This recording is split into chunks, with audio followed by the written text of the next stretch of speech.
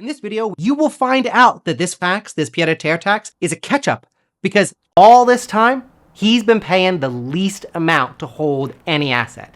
New York City has been a deal for Ken Griffin. And Kemble here, Kemble Realty, Kemble Corner. Where we left off, Ken Griffin, head of Citadel, makes $1 billion a year, bought a $238 million condo in Central Park South about 7 years ago, 2019. Still the record for the most expensive residential property to ever be purchased. He's been taxed, though, this entire time as if it was only $10 million. And now Mamdani is doing a very capitalist thing and coming in and saying, hey, it's time that we charge you a little bit more. And you will see that this condo, these taxes, have been so cheap. Any other asset that you hold is going to cost you more every single time than holding the real estate. And now we're playing this little catch-up game, and I'm going to show you other assets. We're going to look at gold. We're going to look at art. We're going to look at Bitcoin. We're going to look at his own hedge fund, what Citadel would charge for that $238 million, what they would charge to hold it. Buddy, in this video, what if we bought gold? If you took that $238 million, you will find out that these property taxes are actually the lowest holding cost of anything. So let's get into it. Our monetary system is one of inflation. It always inflates. We always print more money. We are always adding debt. So money cannot just sit idle in savings. If it sits in savings, it gets inflated away and its purchasing power gets weaker and weaker and weaker. Have to have a hedge. So you have $238 million. You want to buy an asset because you need the money to be working. You don't want it to get inflated away. So you're going to buy a condo, or you could choose something else. You could choose gold. Gold, the hardest, most barest asset that exists on the planet today, except for maybe Bitcoin. But everybody recognizes gold. The Chinese love gold, Indians love gold, the Europeans love gold. I love gold! Just kidding, I hate that. The Americans love gold, South Americans love gold, the Australians love gold. I'm sure the penguins in Antarctica, they love gold too.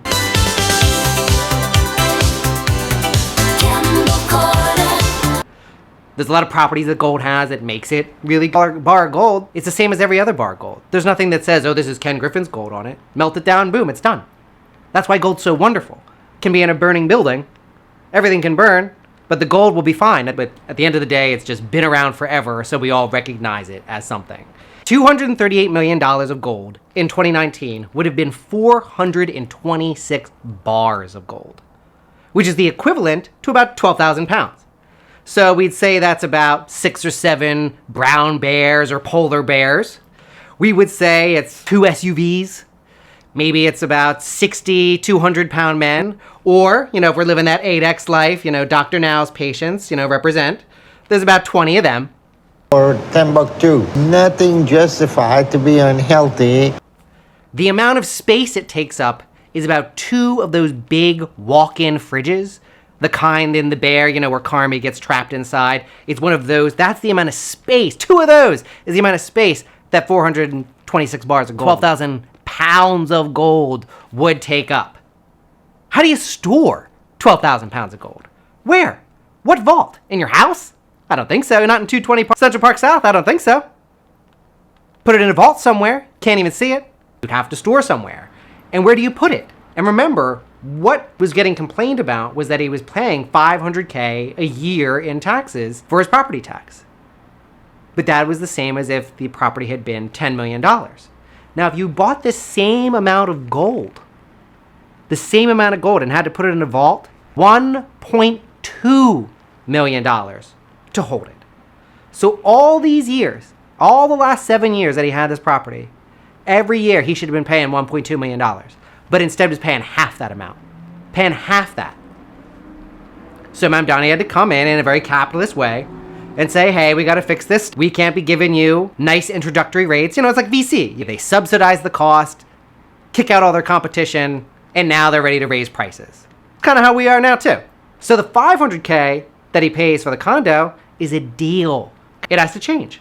And because everyone got such a good deal, we have these 2 phases. And in this first phase, it is going to be a lot of money. It's about $30 million for these property taxes. But guess what? When you're a billionaire, when you do all the relative numbers, you'll find out it's only 3.5 days. It's 81 hours. Property taxes paid off. And then phase 2 kicks in and it goes down to $3.1 million a year, which to me is much fairer. It wouldn't be the same amount in gold, that's for sure. But gold's just sitting there. you can actually use 220 Central Park South. So gold is one asset, but another asset that has become financialized in the world today is art. So what would you do with art? If you wanted some Kandinskis, or a Klimt, maybe a Monet, or a Manet, we could say some Picassos, or a Banksy, or maybe a diamond skull head like Damien Hirst, or one of his dead shark sculptures. You could do a Delia Dietz. Deo! Or Carrot Top. But no matter what you buy, those gotta get stored too. Can't really keep them in your house. You do the replicas for your house, right? Because in your house, someone could steal them. Someone could have a leak from upstairs. The sprinkler could go off. A swimming pool amount of water go into your apartment, destroy your Picassos, destroy the Klimts, destroy the Mingbas. Walking down the hall. Evacuation of just about 120 tenants at the Fountain View Apartments last night. Fire crews believe some residents are temporarily staying with family and friends. The Red Cross tells CBS News. Walking down the hallway with a glass of red wine after a few too many. Up, stumble a little bit. Up, there goes your Banksy. Sure hope this stuff is insured. Maybe accidentally to a Delia Dietz sculpture. Luck are indestructible, so those will be fine. This is my art, and it is dangerous. Do you think I want to die like this? At the end of the day, you got to store this stuff. And $238 million of art is not cheap. The most mid-range price of $2.5 million to store that amount of art. Could it go up to $3.5 million? So all this time, remember, if he bought the art, each year be costing him 5 times as much money to store the art than it would be to have the condo. You know, I love them. It's 2 times more money than if he had bought it in gold to have it in the art. And of course it makes sense because the art has so much more care that it needs. The exact gas is in the air, so it doesn't age. The temperature, monitored, controlled. Who touches it? The oils in people's hands, monitored, controlled. There's a lot of work that goes into making sure that art remains art. And because art has become financialized, just like real estate has become financialized, it's something that has to be protected. And so remember, he's been paying $500K this whole year, getting a deal on us New Yorkers. The new deal, $14 million for the next 2 years, $3 million after that. So his art would be cheaper to store. The gold would be cheaper to store. But the most egregious, and you'll be so gagged when you find this out, is what would it cost if you took that same 238 and you gave it to Ken Griffin himself? What would it cost to be at Citadel Capital? Ken Griffin's own firm, Citadel, his own hedge fund that has billions of dollars under management. And when you give them money, they charge a management fee. And the management fee tends to be related to the amount of return you get. 20% return has a certain fee, a 10% fee, a 5% return has a different fee. But say they make nothing, say $0, 0% return. Nothing! They still charge a fee for that, just to have Citadel hold your money for you. And that fee, $3.5 million. You're a crook.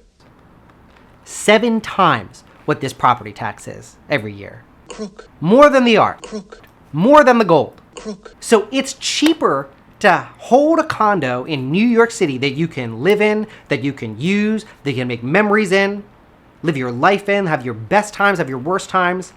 You can look over at Central Park, have your friends, family stay there, get to be around other billionaires. Spotted in Central Park. Right now, I'm having a In New York City, the people here, we're the ones that take care of your property. That will be cheaper than having your money sitting at Citadel in an account making nothing. I, the undersigned, shall forfeit all rights, privileges, and licenses herein and herein contained, etc., etc. Fax mentis incendium gloria culpum, etc., etc. Memo bis punitor della castel. You get nothing. You lose. Good day, sir. Crook. So he knew that he was getting a deal. He knew that up here, it was a great way to diversify the portfolio, and the cheaper way. There's actually only one cheaper way, and that's Bitcoin, which we'll go into in a minute.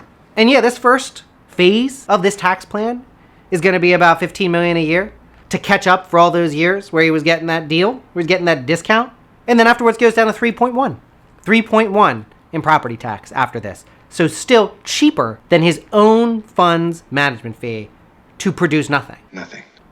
The only asset that's a little different would be Bitcoin. That would probably be the only one that's the cheapest to hold, because once you buy it, the network itself is the thing that is securing your Bitcoin. But you'd have to go through and wait through all the volatility. Volatility was a gift to the faithful. It scares away the tourist. It scares away the lazy. Volatility is vitality. Which is the hardest part. It went from $3,700 a coin back in 2019 up to $126,000 a coin last year. And today it's $65K a coin. A lot of volatility. But it would be worth about $4.5 billion. It would have been the best performing asset of anything he would have bought at the time. But securing it is very different. It'd have to be a cold wallet that's air-gapped, offline, multi-sig, and there are a lot of places for failure there, especially when you might not be someone who is understanding of all the tech. Might make $1 billion a year, but understanding how Bitcoin works takes personal learning. You know, that's why a condo. This is why we say condos. Gold sits in a vault. Art sits in a vault, and you can't see it. So why the condo? Ken Griffin will say, you know, it's just a place to crash in New York City. They'll say that Citadel was opening that office in Park Avenue. But it's also like that instant flex. You're like, oh yeah, most expensive place in U.S. history. Also in 2019, as in part one, I showed you that he was buying stuff all over the place. Miami, Chicago, Palm Beach, London. But he considered this one the crown jewel and locked it in 2015 before it was even built. And then the twist was that he got that awesome deal because he was getting charged as if he'd spent $10 million and not $238 million.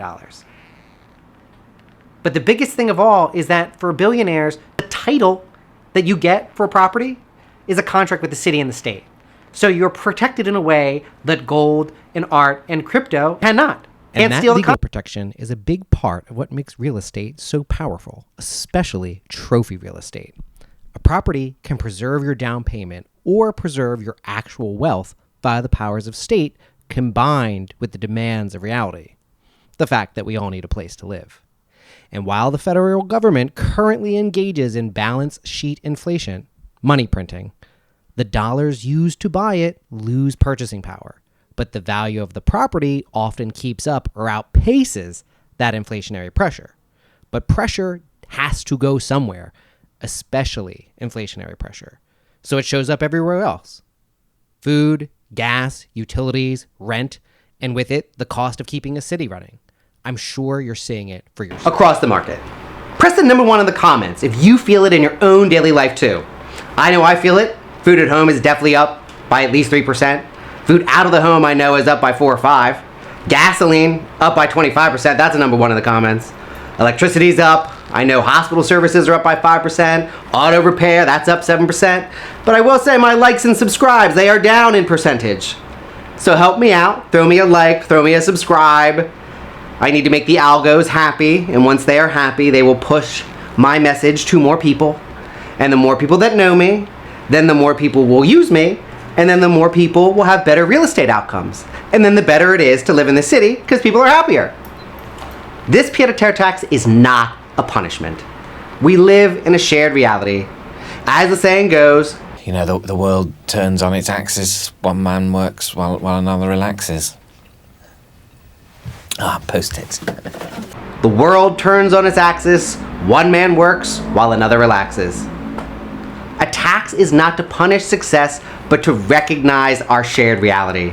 If costs are going up for everyone, then municipalities need to generate more income, as their costs go up too. New York City rarely gets cheaper. And just like DeSantis told us that we shouldn't care so much about the rich out-of-towners and their empty second or third homes. Honestly, some of these rich people that come from Brazil, I don't care if they get taxed. Why would I care about giving them a tax cut? I want to help Floridians.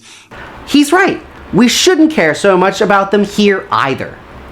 Ken Griffin couldn't put $238 million anywhere else in the United States, and that's because here, our schools, the transit, the safety, the culture, the infrastructure, and the people make that asset valuable in the first place. And we want the city peopled. Press number 2 in the comments for people of New York City. Hello. No! The world must be peopled! We should take care of New Yorkers who live here. Ken Griffin is one of the very rich who supported the current administration coming back to power. To me, if the economic policies that these people support are making daily life harder and more expensive for everyone, then it is only right, it is only fair that they are the ones to shoulder the burden of these extra costs. It's very simple, dimple. It's very cause and effect. And I don't think it is fair to protect the super wealthy from the effects of their choices. And I know that Ken Griffin, he would love to take accountability.